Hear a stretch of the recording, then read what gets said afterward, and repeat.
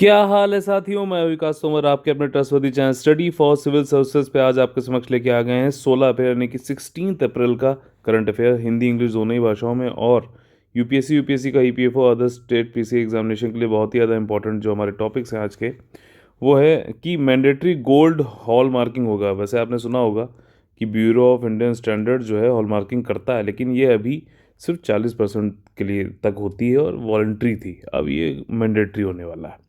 ठीक।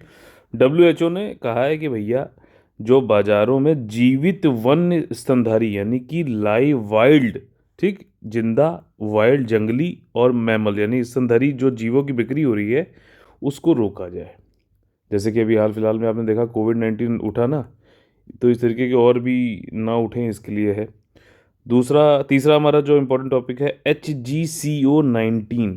ठीक, इसके लिए फेज़ 1-2 जो है ह्यूमन क्लिनिकल ट्रायल के लिए जो है इजाज़त दे दी गई है। और ये क्या है? ये mRNA बेस्ड कोविड की वैक्सीन है। ठीक, भारत में ही एक है जेनोवा करके, वो बना रही है इसे। काफ़ी अच्छा प्रोस्पेक्ट है। mRNA जो है चीप भी होती है और जल्दी बन भी जाती है इससे, और काफ़ी इफ़ेक्टिव भी है। अच्छा, करेंसी चेस्ट क्या होता है, ये इसके बारे में समझेंगे। देखिए, आरबीआई का पैसा जो है बैंक अपने यहाँ प्रेमाइसेस पे रखते हैं, और कभी कभी क्या होता है, जैसे कि इस वाले केस में हुआ, एक्सिस बैंक के जो सिक्योरिटी गार्ड थे महोदय ने ही जो है करेंसी चेस्ट से 4 करोड़ रुपया उड़ा डाला। 4 करोड़ रुपया। तो अब जो है एक्सिस बैंक को भरपाई करनी पड़ेगी, आरबीआई को जो है देना पड़ेगा। हालांकि वैसे आरबीआई जो है बैंक क्योंकि अपने यहाँ रख रहे हैं पैसा, तो जो भी रखाव के लिए जो सिक्योरिटी के ऊपर एक्सपेंसेस आते हैं वो आरबीआई देता है। लेकिन अगर इस पैसे को अगर करेंसी चेस्ट में जो रखे हुए हैं आरबीआई के, ठीक, उसमें अगर कोई चोरी वोरी हो जाती है तो भैया आरबीआई को देना पड़ता है पैसा। ठीक, तो ये वाली चीज़ है। और अगला जो हमारा टॉपिक है वो इंडियन राइनो विज़न 2020। ठीक, इससे संबंधित क्या चीज़ है पूरी जानकारी लेंगे हम लोग विस्तार से। ठीक, आपके पढ़ने से पहले आप लोग को बता दें कि ईपीएफओ 2020 और यूपीएससी 2021 का हमारा कंप्लीट पेड ग्रुप चल रहा है, जिसमें कि स्टडी मटेरियल टोटल मिल जाता है, 1-to-1 गाइडेंस आप लोग के लिए होता है और टेस्ट सीरीज़ मिलती है। ठीक, और सिर्फ जो है टेस्ट सीरीज़ के भी पेड ग्रुप चल रहे हैं, जिसमें सिर्फ टेस्ट सीरीज़ और उससे रिलेटेड डाउट्स ही आप लोग को बताए जाते हैं। बाकी स्टडी मटेरियल कुछ नहीं मिलता है, डाउट्स आपके और किसी और चीज़ से संबंधित है तो नहीं क्लियर किए जाते हैं। ठीक, अगर आप लोग को ज्वाइन करना है तो 8564880530 9696060689 पे कॉल करके आप लोग एडमिशन ले सकते हैं। देखिए, काफ़ी कुछ चीज़ें जो संदर्भ है मैंने बता दिए हैं। यहाँ पे हम लोग जो है कॉन्सेप्ट पे ध्यान देते हुए फैक्ट को पढ़ते हुए आगे बढ़ेंगे। ठीक, अनिवार्य हो गया है गोल्ड हॉल मार्किंग, 1 जून तक से जो है ये अनिवार्य हो जाएगा। गवर्नमेंट ने कहा है कि हम पूरी तरीके से तैयार हैं। ठीक, ब्यूरो ऑफ इंडियन स्टैंडर्ड जो है इसके मानक बता देगा किस तरीके से मानक है, क्या क्या होंगे। गोल्ड ज्वेलरी के लिए बोल रहे हैं, वैसे बीआईएस जो है सिल्वर ज्वेलरी के लिए भी हॉल मार्किंग करता है। जस्ट फॉर इन्फॉर्मेशन, देखिए जैसे ये क्वेश्चन आया बीआईएस इसको करेगा, तो आप बीआईएस की वेबसाइट पे जाके अबाउट अस जरूर पढ़ा करो मेरे भाई। और क्या क्या करता है वो सब चीज़ें भी बदलती हैं। नेशनल स्टैंडर्ड बॉडी है आपका ये। ठीक, 2016 में इसको जो है स्टैट्यूटरी बॉडी का वो दिया गया है, यानी कि जो है सांविधिक वैधानिक निकाय। ठीक, की पॉइंट्स क्या है कि भाई साहब हम लोग बहुत ज़्यादा गोल्ड की ज्वेलरी के बड़े दीवाने हैं, भारतीय बहुत ज़्यादा इंपोर्ट करते हैं। जो ज्वेलरी इंडस्ट्री करीबन 700 से 800 टन, समझ रहे हो, टन टन टना टन, बिल्कुल मतलब 700 से 800 टन हर साल इंपोर्ट करते हैं। एक टन में जो है 1000 किलो होता है। ठीक, समझ रहे हो।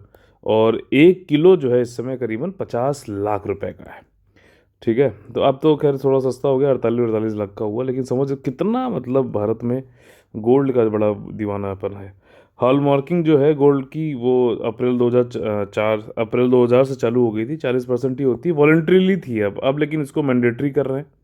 नवंबर 2019 में कहा गया था कि मैंडेटरी कर दी जाएगी जनवरी 15 2021 को, लेकिन कोविड आ गया और जो ज्वेलरी वाले जो सुनार उनार हैं इन सब ने कहा था कि भैया थोड़ा टाइम और दे दीजिए।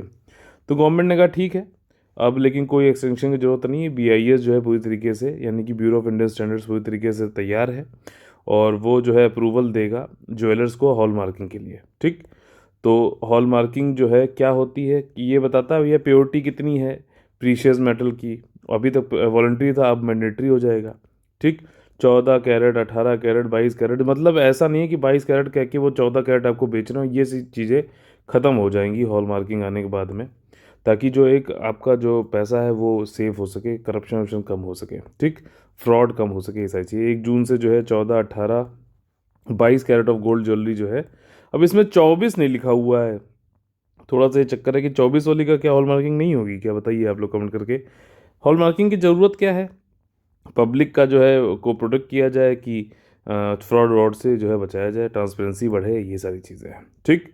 अगला जो हमारा टॉपिक है वो ये है कि WHO ने कहा है कि बाजार में जीवित जंगली यानी कि वन्य स्तनधारी जीवों की बिक्री पर रोक लगाने का आग्रह किया है, ठीक। और क्योंकि उन्होंने कहा है कि जैसे कई नई डिजीजेस जैसे कोविड-19 सिर्फ लोकल लेवल पे नहीं, देख रहे हो पूरी दुनिया में उन्होंने हाहाकार मचा रखा है। तो ऐसी डिजीज़ आगे ना आए, इसके लिए हमें ज़रूरत है कि हम जो है ये जो मैमल्स जिंदा जो बेचे बेचे जाते हैं मार्केट्स में, उनको जो है उनकी सेल रोकें।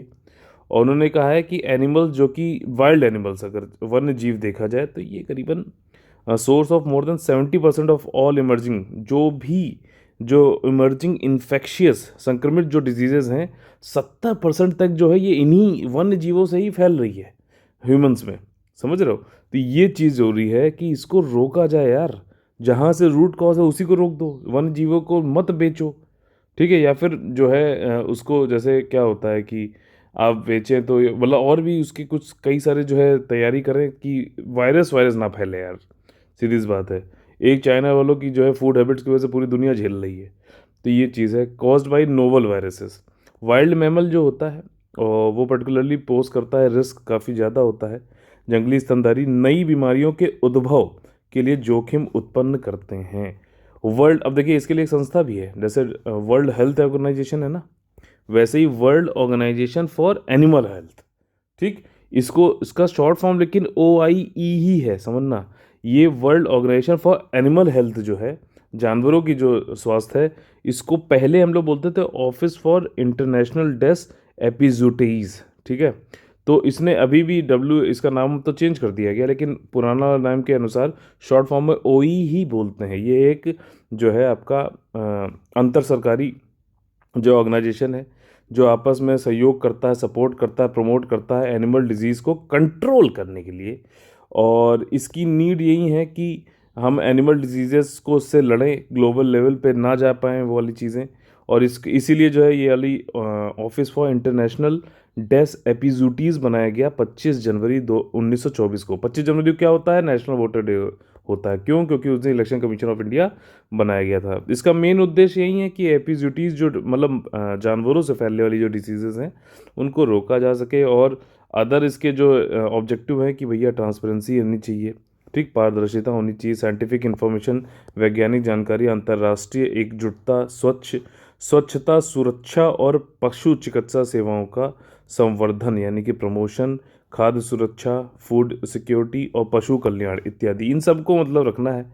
2003 में इसका नाम चेंज करके World organisation for animal Health हो गया था, बट इसका जो एक्रोनिम है वो अभी भी OIE ही है। इसका हेडक्वार्टर कहाँ पे है? पेरिस में है, ठीक। इसी प्रकार से हमारा जो है ये सेकंड वाला टॉपिक खत्म होता है। और अगला जो टॉपिक आता है वो कोविड से ही संबंधित है, कोविड की नई वैक्सीन संबंधित है, जो कि mRNA पे बेस्ड होगी, मैसेंजर रिबोन्यूक्लिक एसिड, ठीक। अच्छा, ये RNA क्या होता है? मैंने आप लोग बताया RNA जो है आपका कोडिंग कैसी है जीन की, जो आपके आनुवंशिक ये हैं जीन्स हैं, इनकी कोडिंग डिकोडिंग, इनका विनियमन यानी कि रेगुलेशन, इनका जो है प्रोटेक्शन, ये सब कुछ जो है कैसे क्या होगा, ये सारी चीज़ें जीन्स में कौन बताता है? RNA बताता है। अब mRNA मतलब यानी कि मैसेंजर, ये दौड़ दौड़ के हर जगह जाके ये बताता है, ये चीज़ है, ठीक। तो अब जो है आपका डिपार्टमेंट ऑफ बायोटेक्नोलॉजी इंपॉर्टेंट है, समझना इंपॉर्टेंट है, यूपीएससी के लिए बायोटेक्नोलॉजी से क्वेश्चन आता ही आता है, ठीक। तो इन्होंने ये अभी जो कि ministry of science and technology के अंतर्गत आते हैं, उन्होंने कहा है कि भैया कुछ एडिशनल फंडिंग जो है हमें देनी है, क्लिनिकल स्टडी चालू करो। भारत की पहली जो है mRNA बेस्ड कोविड-19 वैक्सीन के लिए, जिसका नाम है HGCO19। ठीक, इसके नाम से नहीं पता चल रहा ना किससे संबंधित है, इसीलिए ये बहुत ज़्यादा इंपॉर्टेंट रहता है। इसको कौन बना रहा है? पुणे बेस्ड एक बायोटेक्नोलॉजी कंपनी है, Gennova Biopharmaceuticals Limited, USA के साथ में मिलकर बना रहा है ये। यूएसए की भी एक कंपनी है। जो इसकी फंडिंग है, उसको फंडिंग जो करी जा रही है इसको, ये एक भारत में मिशन चालू हुआ था वैक्सीन बनाने के लिए, इन सब के लिए, जिसका नाम है, समझिए बहुत ध्यान से सुनिएगा, मिशन कोविड सुरक्षा, the Indian covid vaccine development mission. ठीक, मिशन कोविड सुरक्षा, the Indian covid vaccine development mission by the DBT. DBT क्या है? आपका डिपार्टमेंट फॉर बायोटेक्नोलॉजी। और ये डेडिकेटेड है कि मिशन को implementation unit at the biotechnology BIRAC, BIRAC एक जो जगह है वहाँ पे इसका ये इसको कार्यान्वित कर रही है। ठीक, इस वाले मिशन को। और इसका फुल फॉर्म है biotechnology industry research assistance council. ठीक, डीबीटी क्या है? आपका डिपार्टमेंट फॉर बायोटेक्नोलॉजी जो है, ये एक तरीके से हैंड होल्डिंग कर रही है जेनोवा की शुरुआत से ही, ताकि वो ये नेक्स्ट जनरेशन वैक्सीन जो mRNA बेस्ड है उसको मैन्युफैक्चर कर सके। और उसको सीड फंडिंग दी, मतलब शुरुआत से ही पैसे वैसे दिए जा रहे हैं इसको डेवलप कर सके ये। जेनोवा ने किसके साथ कोलैबोरेशन किया है? HDT बायोटेक कॉर्पोरेशन, जो कि यूएसए की एक कंपनी है, उसके साथ में। और इसीलिए इसका नाम रखा गया HGCO19। HGCO19 जो है, इसने ऑलरेडी ये दर्शाया है कि ये काफ़ी सुरक्षा, मतलब सेफ़ है, और इम्यूनोजेनिसिटी है, न्यूट्रलाइजेशन एंटीबॉडी एक्टिविटी है, मतलब एंटीबॉडी को न्यूट्रलाइज कर देता है, रोक देता है। और इसको किसमें, जो चूहे हैं और नॉन ह्यूमन प्राइमेट, मतलब बंदर उंदर जैसे दिखते हैं जो, उनके ऊपर इसको जो है अपना असर दिखा चुका है। अभी हम क्यों पढ़ रहे हैं इसको? पहला और दूसरा जो है ह्यूमन क्लिनिकल ट्रायल के लिए इसको जो है मंजूरी दे दी गई है। जो ये एक तरीके से ये कि आपका एंटीबॉडी की सक्रियता को भी बेअसर करने जैसे परिणाम दर्शा चुका है। काफ़ी अच्छी वैक्सीन है ये। और इसकी ज़रूरत क्यों पड़ी है कि भाई अभी कोविड-19 आया है, आगे इस तरीके के और भी आ सकते हैं, तो हम उनको एंडेमिक रहने दें, लोकल लेवल पे ही रहने दें। ठीक, उनको पैंडेमिक ना बनने दें। जो उनका म्यूटेशन हो रहा है, जैसे कि आपने देखा अभी यूके का स्ट्रेन आ गया, साउथ अफ्रीका का स्ट्रेन आ गया, ब्राज़ील का स्ट्रेन, समझना अभी जितने भी इन सब में सबसे ज़्यादा खतरनाक है। ठीक, तो ये सब आ गए हैं, तो हमें क्या है कि हम रैपिड डेवलपमेंट कर सकें, तेज़ी से विकास कर सकें। आरएमएनए जो बेस्ड वैक्सीन है, काफ़ी तेज़ी से कम पैसे में, ठीक, और ये प्लेटफॉर्म टेक्नोलॉजी कम पैसे में तेज़ी से जो है हम बना सकते हैं, और ह्यूमन जो ट्रायल्स हैं उसमें भी जा सकते हैं। अभी ये कैसे पता चला हमें? क्योंकि कोविड-19 जब आउटब्रेक हुआ, तो सबसे पहले दुनिया में mRNA के वाले जो बेस्ड वैक्सीन थे, वहीं सबसे पहले ह्यूमन ट्रायल के लिए चले गए थे। ठीक, तो अब यहाँ पे देखिए, ये समझ लेते हैं कि mRNA टीके के बारे में। ठीक, अबाउट mRNA वैक्सीन्स क्या होता है, ये कंसिडर्स सेफ मानी जाती हैं, काफ़ी इसमें जो है संक्रमण होने के चांसेस कम होते हैं, और ये गैर एकीकृत होते हैं नेचर में। ऐसा नहीं है कि वो उन्हीं से घुल मिल जाएं फिर से म्यूटेट करने लगें। ठीक, degraded by standard cellular mechanism, ये आराम से जो स्टैंडर्ड सेलुलर मैकेनिज्म होता है उसके हिसाब से डिग्रेड भी करता है। ये काफ़ी एफिकेशियस है, यानी कि प्रभावशाली है, और इनकी इनहेरेंट कैपेबिलिटी होती है translatable into protein structure inside the cell cytoplasm. अब थोड़ा बायोलॉजी वाला है, लेकिन सिंपल चीज़ें समझ लीजिए।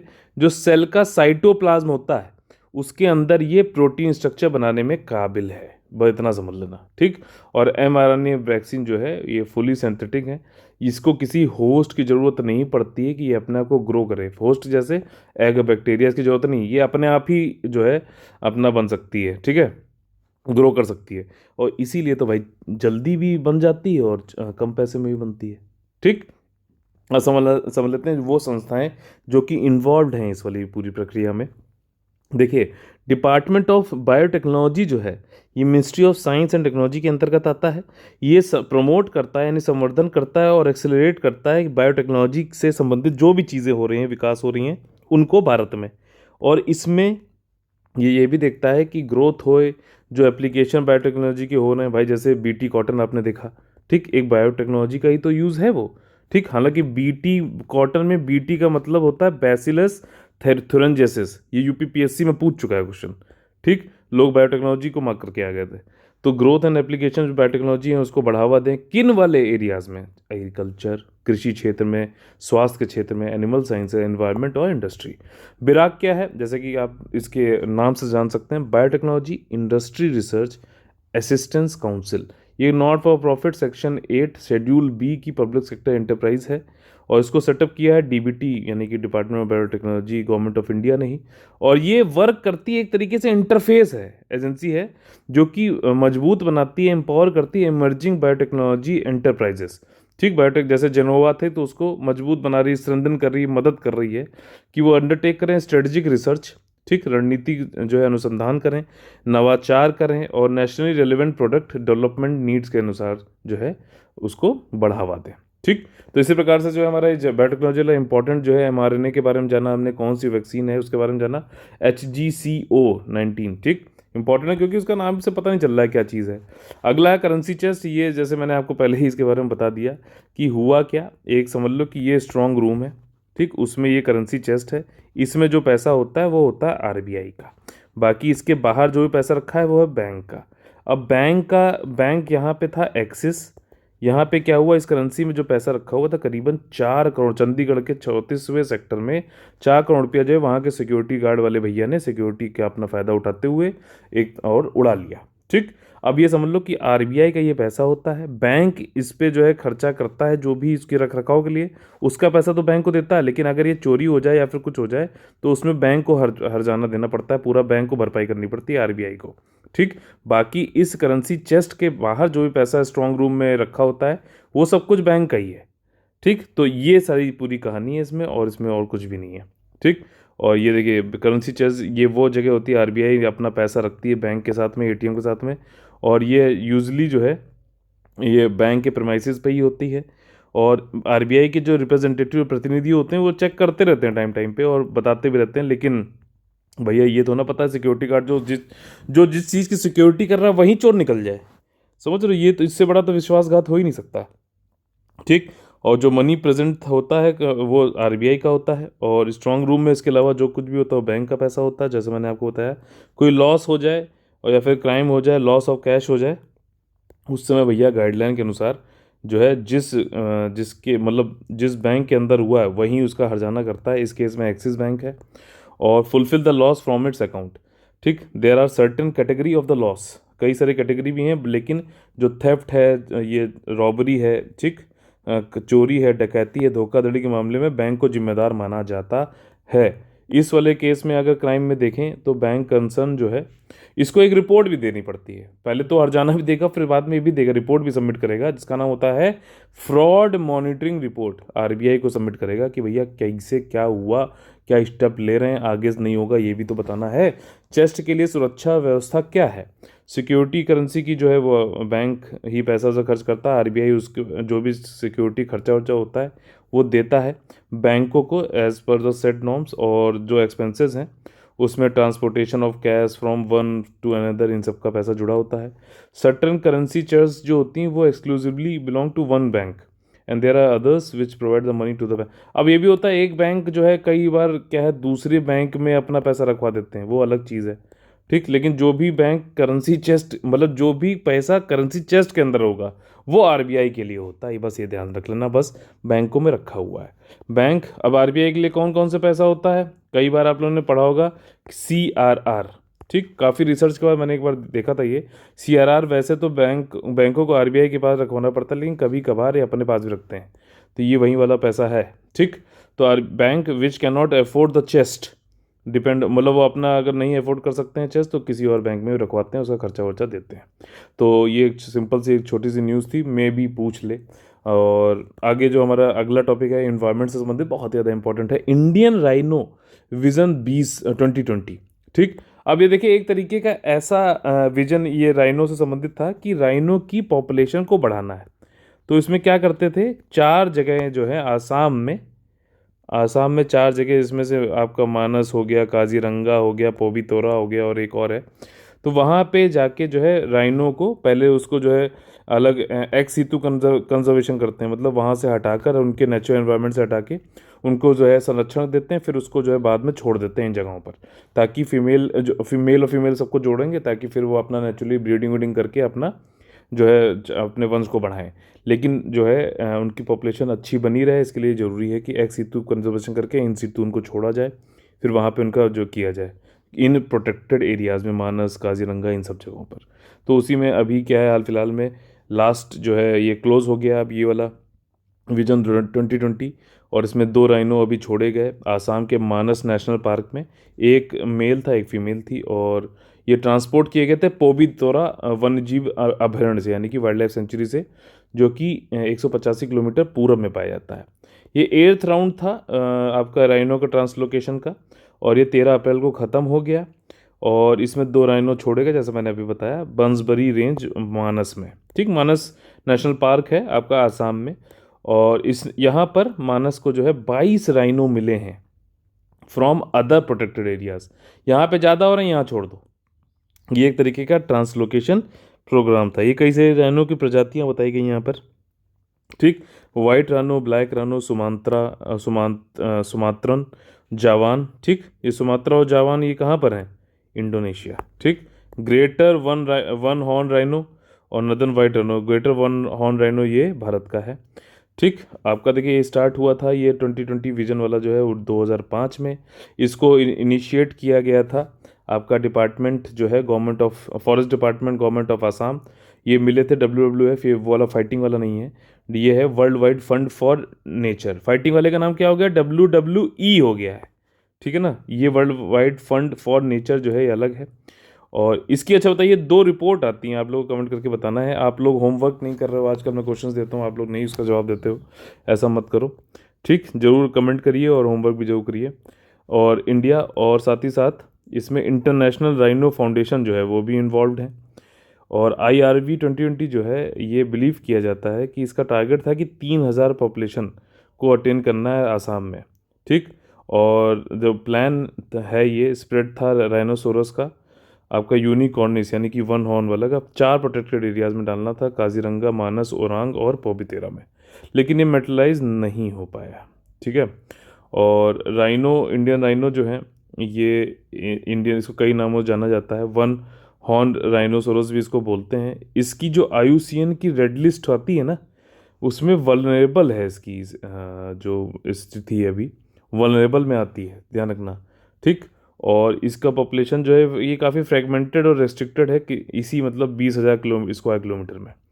और ये ज़्यादातर जो है घास वास खाते हैं, और पत्तियाँ, shrub, tree, fruit, aquatic plants ये सब खाते हैं। 5 राइनो नेशन हैं, रेंज नेशन, जैसे टाइगर रेंज नेशन हम लोगों ने पढ़ा था ना मेरे ऑडियो लेक्चर में, वैसे ही 5 राइनो रेंज नेशन होते हैं, India, Bhutan, Nepal, Indonesia, Malaysia.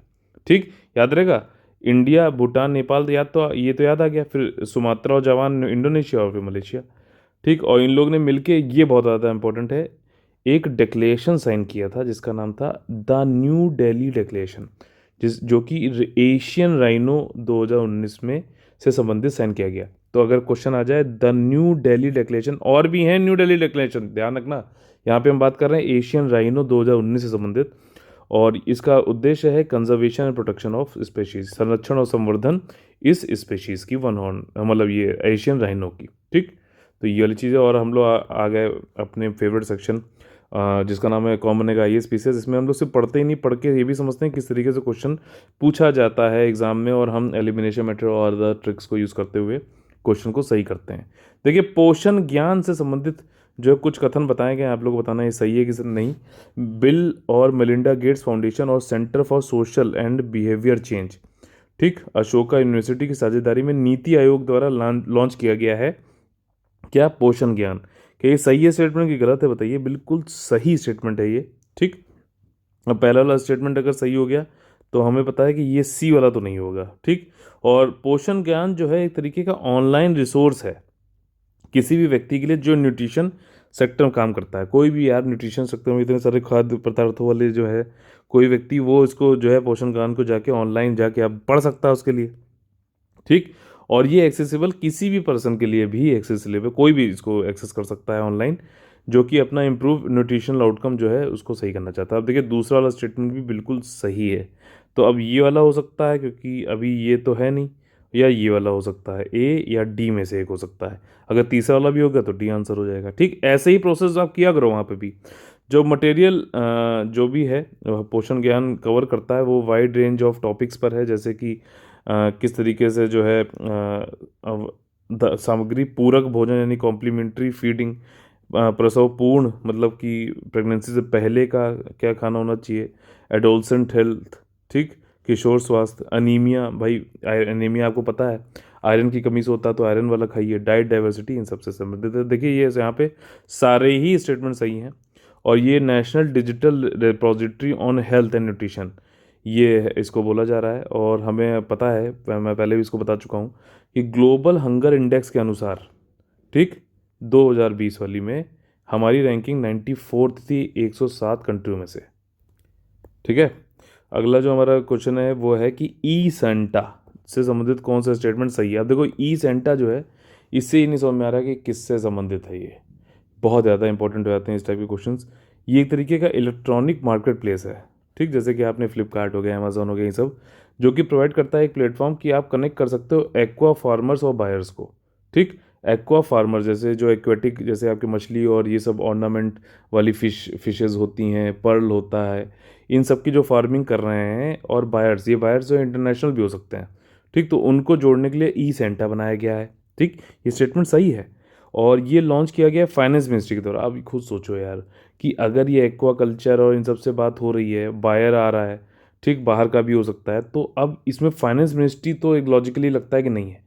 ठीक, तो इसमें ये हो सकता है मिनिस्ट्री ऑफ एग्रीकल्चर हो सकता है, ठीक, और या फिर मिनिस्ट्री ऑफ कॉमर्स भी हो सकता है, क्योंकि इंपोर्ट एक्सपोर्ट की बात हो रही है यहाँ पर। तो यहाँ पे थोड़ा सा इसलिए भी ज़्यादा इंपॉर्टेंट हो जाता है इस अंतर, क्योंकि एग्रीकल्चर नहीं, मिनिस्ट्री ऑफ कॉमर्स से संबंधित है। ठीक, अब दूसरा वाला स्टेटमेंट गलत है और हमने यहाँ पे देखना है कि ट्रू पूछा जा रहा है, तो ये गलत, ये गलत, ये गलत, बचा आंसर सी। ठीक, और सी ऑप्शन इसका सही है, लेकिन तीसरा वाला भी हम पढ़ लेते हैं। ये इनेबल करता है फार्मर्स को कि उसको अच्छा प्राइस मिल जाए, फार्मर्स को, कृषक को, किसानों को, और जो एक्सपोर्टर्स हैं वो डायरेक्टली क्वालिटी प्रोडक्ट खरीद सकते हैं फार्मर से।